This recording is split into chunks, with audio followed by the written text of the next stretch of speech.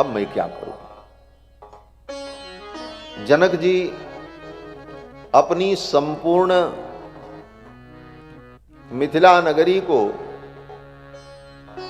बेच दें और उसके बदले में घास भूसा मंगाते तो अयोध्या से आए हुए हाथी घोड़े ऊंट खच्चर वेसर इनके भोजन की भी पूर्ति न हो पाती। इतनी बड़ी बात थी।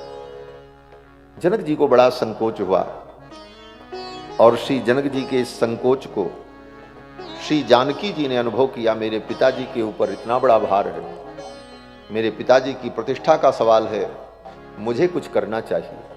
और फिर श्री जानकी जी ने संकल्प किया। श्री जानकी जी कौन है? बोले साक्षात महालक्ष्मी है। राघवत्वे भवत् सीता रुक्मिणी कृष्ण जन्मनि अन्ये स्ववतारेषु विष्णुरेषा न पायिनी देवत्वे देवदेहेयं मनुष्यत्वे च मानुषी। ये भगवती महालक्ष्मी है।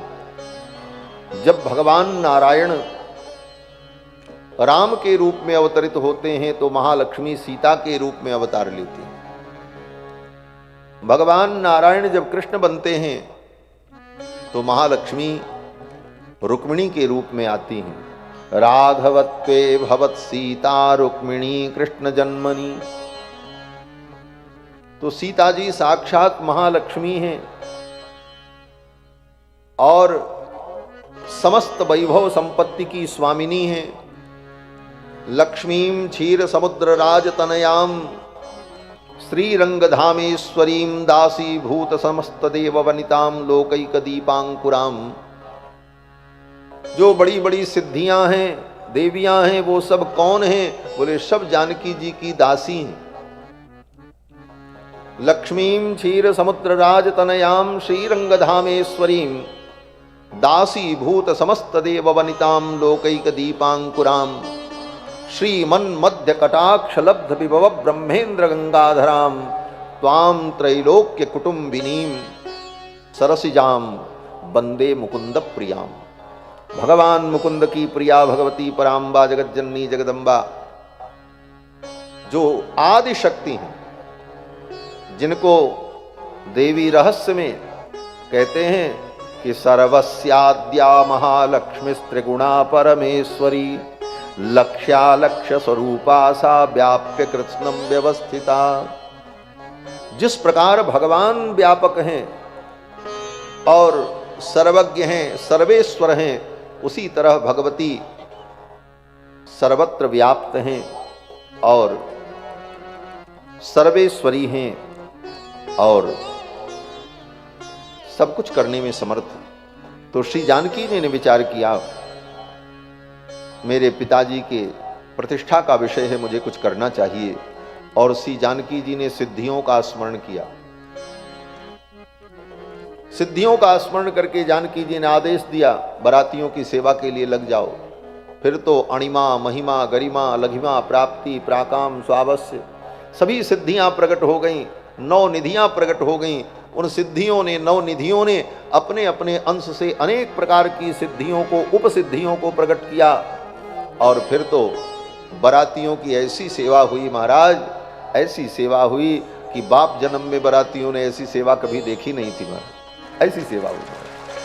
जानी सिय बरातपुर आई, जानी सिय बरातपुर आई, कछु निज महिमा प्रगट जनाई, कछु निज महिमा प्रगट जनाई। हृदय सुमिर सब सिद्धि बुलाई, हृदय सुमिर सब सिद्धि बुलाई। धूप पौनई करन पठाई, धूप पहुनई करन पठाई। सिद्धि सब सिय आय सुअकनी गई जहाँ जनवास, सिद्धि सब सिय आय सुअकनी गई जहाँ जनवास। लिए संपदा सकल सुर, सुरपुर भोग विलास, लिए संपदा सकल सुख, सुरपुर भोग विलास। निज निज बास बिलोक बराती, निज निज बास बिलोक बराती। सुर सुख सकल सुलभ सब भांति, सुर सुख सकल सुलभ दुर्लभ सब भांति विभव भेद कछु को न जाना विभव भेद कछु को न जाना सकल जनक कर कर ही बखाना जनक कर कर ही बखाना ऐसी महिमा रघुनायक जानी श्री महिमा रघुनायक जानी हरि से हृदय हेतु पहचानी हरि से हृदय हेतु पहचानी। सब लोग जनक जी का बखान करने लगे, वाह जनक जी ने इतनी बढ़िया व्यवस्था की। लेकिन ये व्यवस्था कहां से हो रही है, ये रहस्य केवल राम जी जान पाए। सिय महिमा रघुनायक जानी, रघुनाथ जी जान गए ये जानकी की महिमा है, किशोरी की महिमा। सब लोग तो जनक जी का बखान करने लगे और बरातियों का भव्य दिव्य स्वागत हुआ। जनवासे में सभी लोग बैठे, दोनों पक्ष के लोग, एक दूसरे का परिचय हुआ और फिर कुल का परिचय दिया गया। वशिष्ठ जी महाराज ने महाराज दशरथ के कुल का परिचय दिया। वशिष्ठ जी ने कहा कि अव्यक्त प्रभवो ब्रह्मा, जो परमात्मा अव्यक्त परम तत्व हैं, उन परमात्मा की नाभि से ब्रह्मा का प्रादुर्भाव हुआ। सृष्टि कहां से चली वहां से वर्णन करते हैं। अव्यक्त प्रभवो ब्रह्मा शाश्वतो नित्य अव्ययः तस्मान् मरीचिः संजज्ञे मरीचे कश्यपस्सुतः।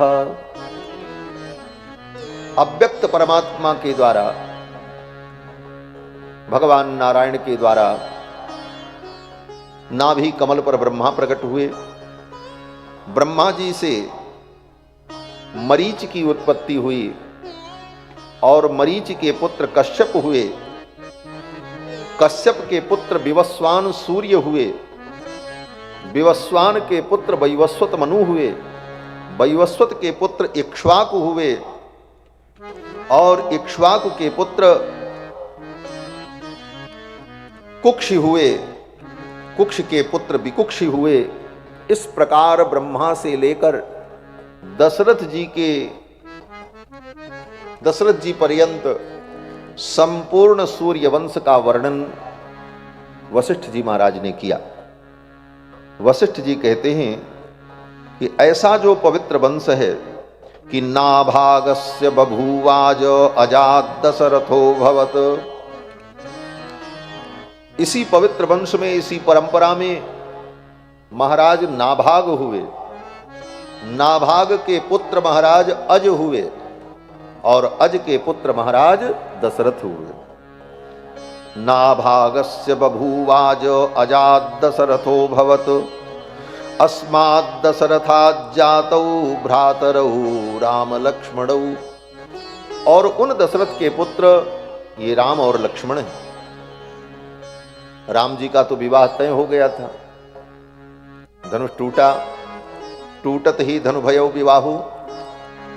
लेकिन मंडप में जब ये सब चर्चा चल रही थी, कुल का परिचय हो रहा था, तो दशरथ जी महाराज थोड़ा गंभीर हो गए। चेहरे पर जो मुस्कान थी वो थोड़ी कम हो गई। वशिष्ठ जी ने देखा, वशिष्ठ जी ने कहा, राजन, आपके ज्येष्ठ पुत्र का विवाह होने जा रहा है और ऐसी मंगल वेला में आपके मुखमंडल पर ये मलिनता, आपको तो प्रसन्न होना चाहिए। दशरथ जी ने कहा, गुरुदेव प्रसन्न तो मैं भी हूं, लेकिन एक बात की चिंता है मन में। बोले, क्या चिंता? दशरथ जी ने कहा, गुरुदेव आपको तो सब पता है, आपकी कृपा से चौथी अवस्था में 4 पुत्र प्राप्त हुए। एक साथ 4 पुत्रों की प्राप्ति हुई, एक साथ ये बड़े हुए, एक साथ इनके सारे संस्कार हुए, एक साथ ये गुरुकुल में पढ़ने गए। लेकिन आज केवल राम का विवाह हो रहा है, बाकी भाइयों का विवाह नहीं हो रहा। अगर चारों भाइयों के विवाह एक साथ होते तो यह भी सुख मैं देख लेता, क्योंकि अब तो मेरे जीवन का कोई ठिकाना नहीं है। मेरे चारों पुत्रों का विवाह भी अगर एक साथ होता तो कितना आनंद होता। यही सोच करके मन में थोड़ा संकोच है। वशिष्ठ जी ने कहा, अच्छा, कुल गुरु को, आचार्य को कितना अधिकार होता था। एक बार भी वशिष्ठ जी ने नहीं पूछा दशरथ जी से और तुरंत निर्णय ले लिया। वशिष्ठ जी ने कहा जनक जी से, राजन, रघुनंदन राम के लिए मैं सीता का वर्ण करता हूं और आपकी औरस कन्या जो उर्मिला है, कुमार लक्ष्मण के लिए उर्मिला का मैं वर्ण करता हूं। घोषणा कर दी सभा में। जनक जी महाराज के तो आंखों में आंसू आ गए। मैं एक बेटी का कन्यादान करना चाह रहा था और मेरी दूसरी पुत्री का भी विवाह तय हो गया और इसी कुल में मेरी दोनों बेटियां एक ही घर में रहेंगी, इससे बड़ा सुख क्या हो। जनक जी बड़े आनंदित हुए। विश्वामित्र जी सभा में बैठे थे।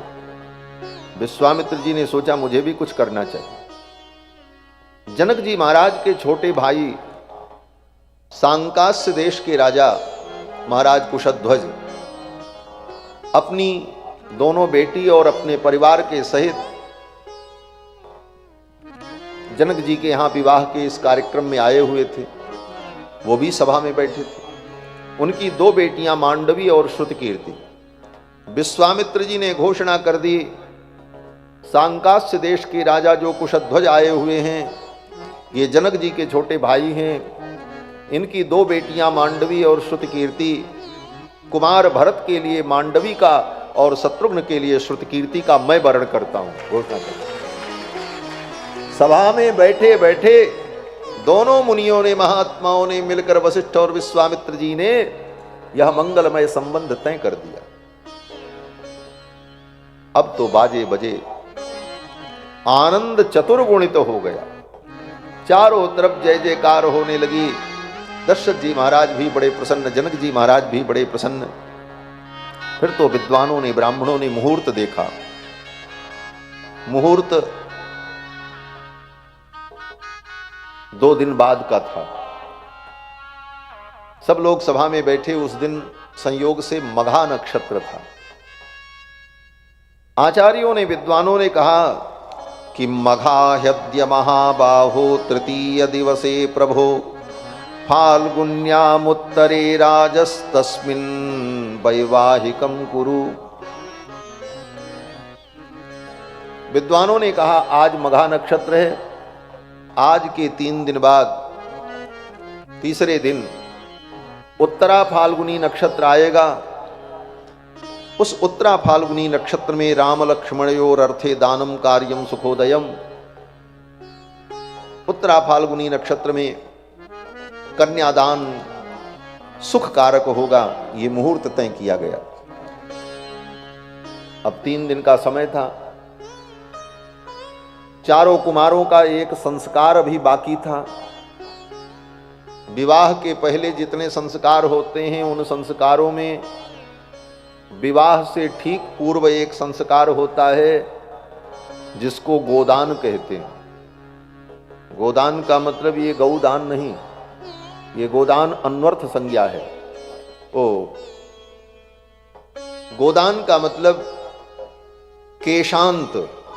केशांत नाम का जो संस्कार है उसी को गोदान संस्कार कहते हैं।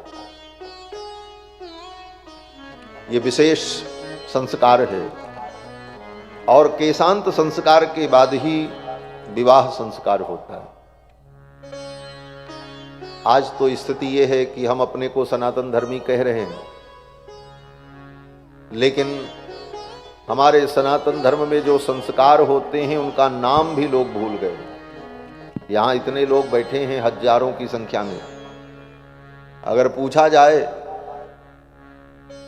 कि हमारे 16 संस्कार कौन कौन से हैं, तो क्रम से व्यक्ति को नाम भी नहीं मालूम है।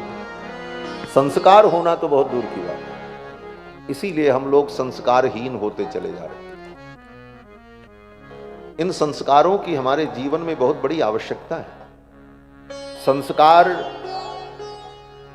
3 कार्यों के लिए होता है। पहला मलापनयन, दूसरा अतिशयाधान, तीसरा कार्यांतर योग्यता पादकत्व। यह 3 कारणों से संस्कार होता है। जितने संस्कार होते हैं उन संस्कारों का यही 3 प्रयोजन होता है। कुछ संस्कार इसलिए होते हैं कि हमारे अंदर जो कमियां हैं वो कमियां दूर हो जाएं, और कुछ संस्कार इसलिए होते हैं कि योग्यता का आधान हो जाए, और कुछ संस्कार ऐसे होते हैं जो आगे जो कार्य हमें करना है उसकी योग्यता प्राप्त हो जाए, कार्यांतर योग्यता। इन 3 कार्यों के लिए संस्कार होते हैं। और हिंदू सनातन धर्म में जन्म के पहले से लेकर मरने के बाद तक संस्कार होते हैं। मर जाने के बाद भी संस्कार होता है जिसका नाम अंतिम संस्कार है, वो मरने के बाद होता है, जिंदा में थोड़ी होता है। और पैदा होने के पहले गर्भ में गर्भाधान, पुंसवन, सीमंतोन्नयन 3 संस्कार गर्भ में ही हो जाते हैं। तब बाद में बालक का जब जन्म होता है तब जात कर्म, नामकरण, अन्नप्राशन, चूड़ाकरण, ये सारे संस्कार। ऐसे तो याज्ञवल्क्य की स्मृति में महर्षि याज्ञवल्क्य ने 48 प्रकार के संस्कार का विधान किया है। मनुष्य के जीवन में 48 प्रकार के संस्कार, तब हमारे जीवन में दिव्यता आती है। इन संस्कारों की जरूरत क्यों है? बोले मलापनयन, जो हमारे अंदर कमियां हैं वो दूर हो। बोले क्या कमी है? बोले लाखों जन्म में कुत्ता, गधा, बिल्ली, भालू बने, आत्मा में वो पशुता के संस्कार अज्ञान व्याप्त हैं। अब मानव शरीर में जब आए तो संस्कार के द्वारा वो पशुता का संस्कार, अज्ञान का संस्कार जो जन्म जन्मांतर से है उसे दूर किया जाए और मानवता का संस्कार उत्पन्न हो। इसलिए समय समय पर विविध संस्कारों का विधान वेदों ने, शास्त्रों ने किया,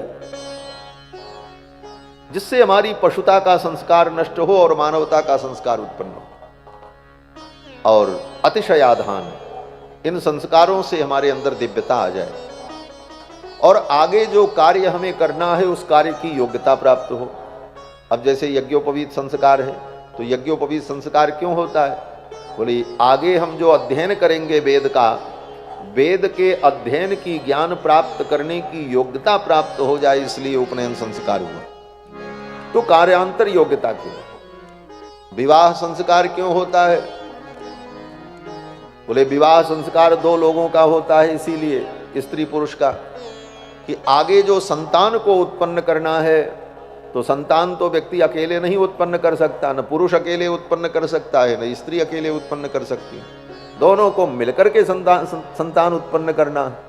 तो दोनों को मिलकर के संतान उत्पन्न करना है तो दोनों का संस्कार एक साथ हो, इसीलिए विवाह संस्कार एक साथ होता है। अन्नप्राशन अकेले होता है, कन्या का अलग, पिता का अलग, पुरुष का अलग, चूड़ाकरण, नामकरण, सब संस्कार अलग अलग होते, लेकिन विवाह दोनों का साथ होता है। क्यों? बोले दोनों को मिलकर संतान को उत्पन्न करने की योग्यता प्राप्त हो जाए, कार्यांतर योग्यता पादकत्व सिद्ध हो, इसलिए विवाह संस्कार होता है। तो विवाह संस्कार के पूर्व पुरुषों का एक संस्कार होता है जिसको कहते हैं केशांत, उसी को गोदान कहते हैं। तो महर्षि वशिष्ठ ने कहा कि राम लक्ष्मणयो राजम गोदानम कारयस्व पितृकार्यम च भद्रम ते ततो वैवाहिकम कुरु।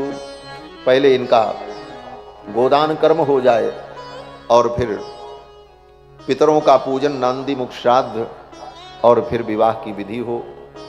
इस प्रकार से सब कुछ जब तय हो गया, वो दिव्य मंगलमय मुहूर्त आया भगवान के विवाह का।